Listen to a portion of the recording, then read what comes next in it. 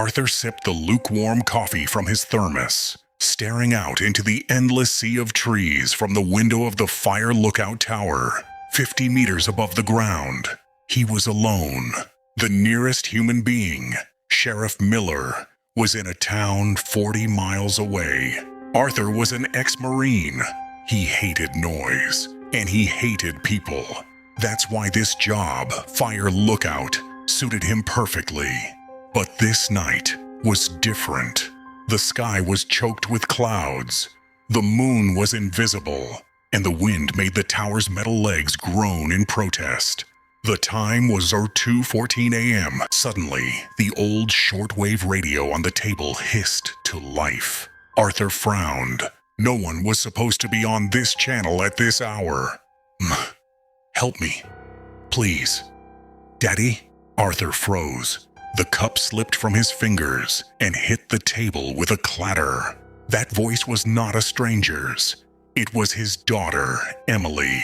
But Emily had died in a car crash 5 years ago. Arthur grabbed the radio with trembling hands. Who is this? What kind of sick joke is this?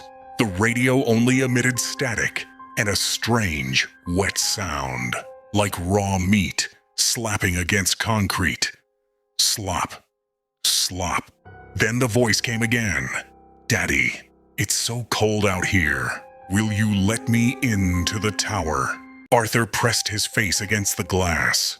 He flipped the switch for the exterior spotlight. The harsh beam cut through the darkness, illuminating the thick pines below. Empty, just the trees bowing in the wind.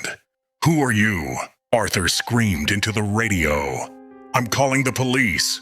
The voice on the radio changed. It was no longer his daughter's. It was deep, guttural, and unnaturally low.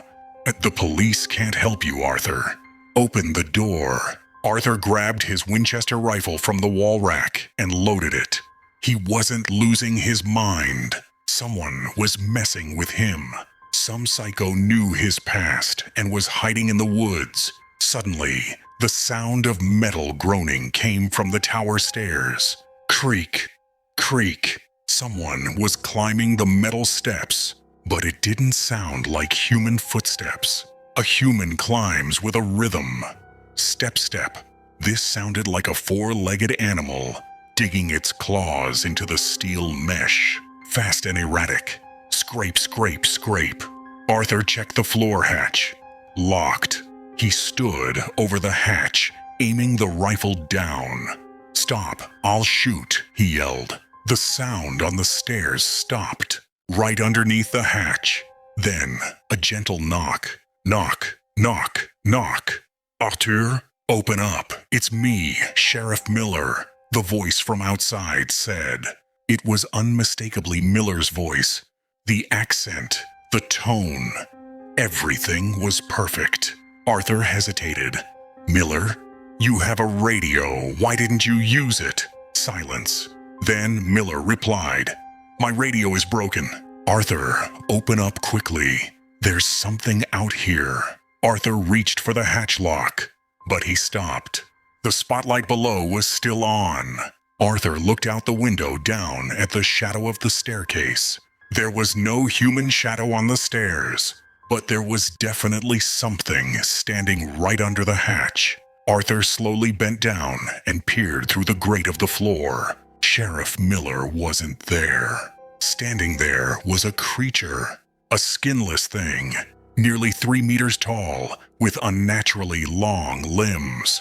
Its head looked like an elk's skull, but the antlers were made of human finger bones.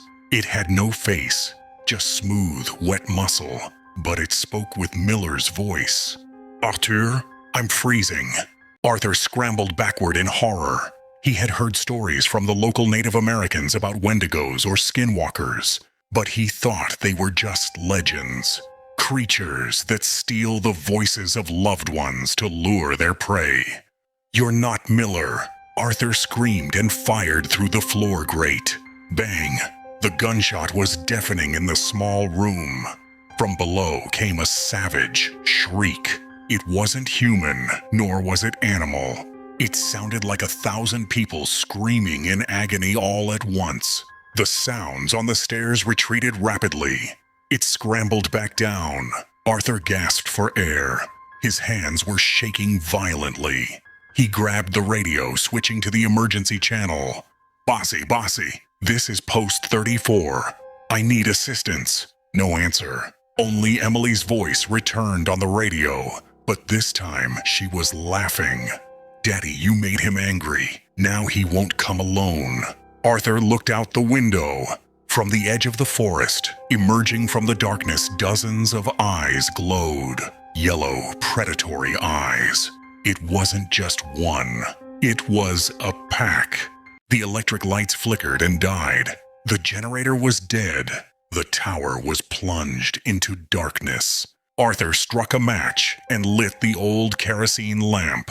The flame made the shadows in the room dance. Crash! Glass shattered. Arthur spun around. A long, clawed hand had punched through the window and was tearing at the curtains. Arthur fired without hesitation. The hand vanished. But then, knocking came from the other window, then from the roof. They had surrounded the tower.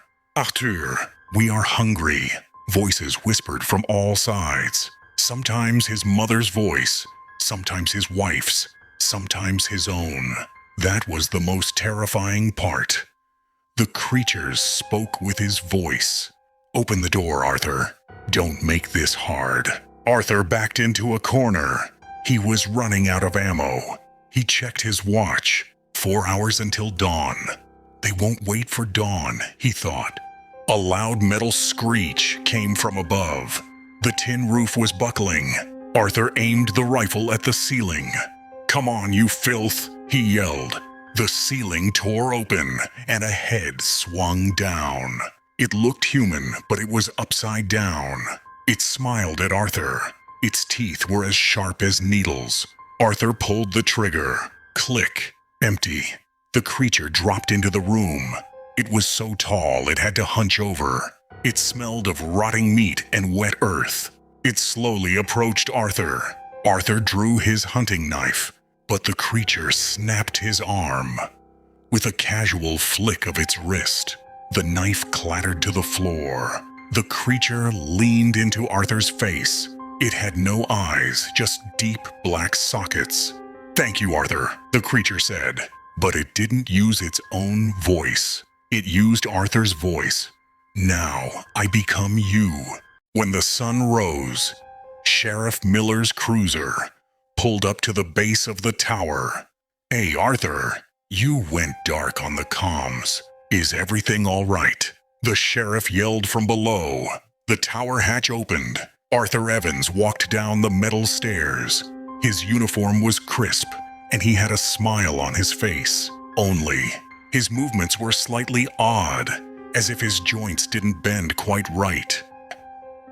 Everything is fine, Sheriff, Arthur said.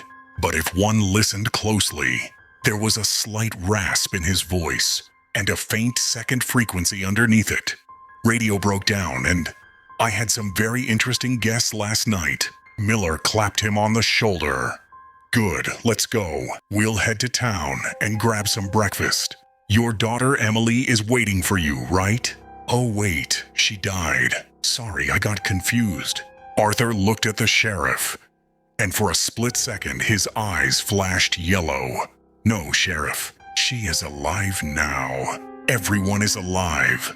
They got into the cruiser and drove toward the town. Behind them, in the tower, the real Arthur's flayed body lay next to the radio. From the radio, Sheriff Miller's voice was still broadcasting. Bossy, Arthur is missing.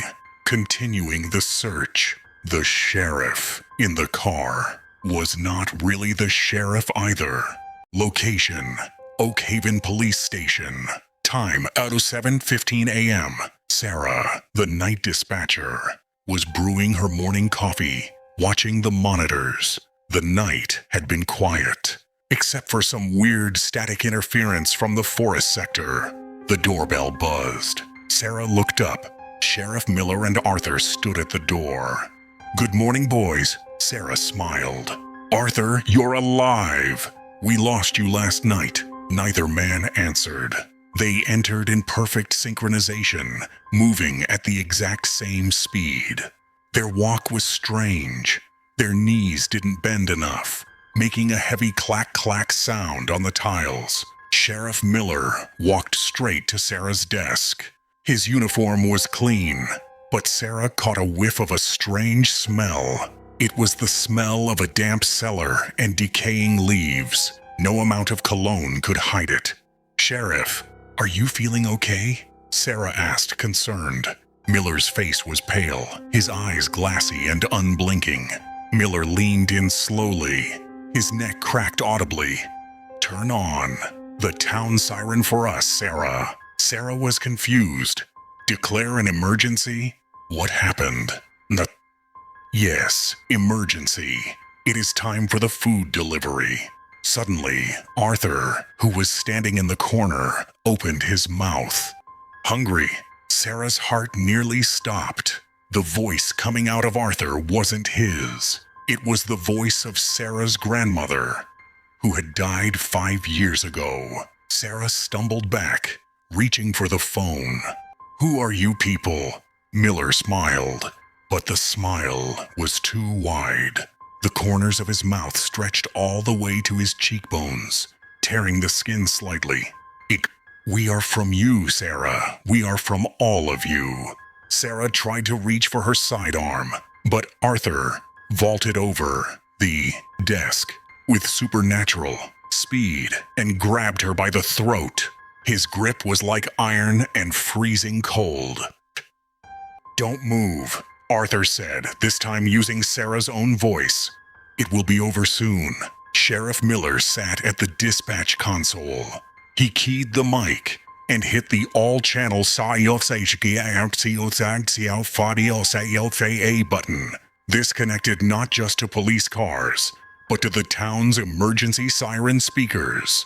The morning silence of Oakhaven was broken by the sheriff's voice echoing through the streets. "Attention, all residents. Please exit your homes. Step outside. Your loved ones have returned. We are all here." Gasping for air, Sarah looked out the window. People were slowly coming out of their houses. Sleepy residents. Women in robes. Children. Everyone looked around in confusion. Then Sarah saw the horror.